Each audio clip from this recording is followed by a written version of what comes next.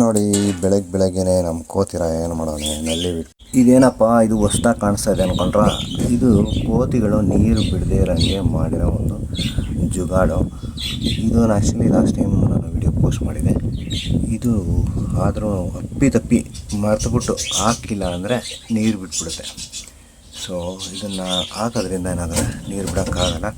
ಅದು ಹೆಂಗೆ ಮಾಡೋದು ಸಿಂಪಲ್. ನಾವು ತೆಗಿಬೇಕಾದ್ರೆ ತೆಗೆದ್ರೆ ಕೆಳಗಡೆ ಬೆಂಡ್ ಮಾಡೋದು ಬರುತ್ತೆ. ಏನಪ್ಪ ಮಾಡಬೇಕಂದ್ರೆ ಒಂದು ಸೆಂಟ್ರ್ ಹೋಲ್ ಮಾಡಬೇಕು. ಆಮೇಲೆ ಬಾಟಲ್ನ ಮಧ್ಯದಲ್ಲಿ ಕಟ್ ಮಾಡಬೇಕು. ಕಟ್ ಮಾಡಿಬಿಟ್ಟು ಹಾಕ್ಬೇಕಾದ್ರೆ ಸುಮ್ಮನೆ ಹಿಂಗೆ ಒಳಗಡೆ ಹಾಕಿ ಫೋರ್ಸ್ ಮಾಡಿ ತೆಗೆದ್ರಿಂದ ಬಾಟ್ಲಿಗೆ ಹೋಗುತ್ತೆ.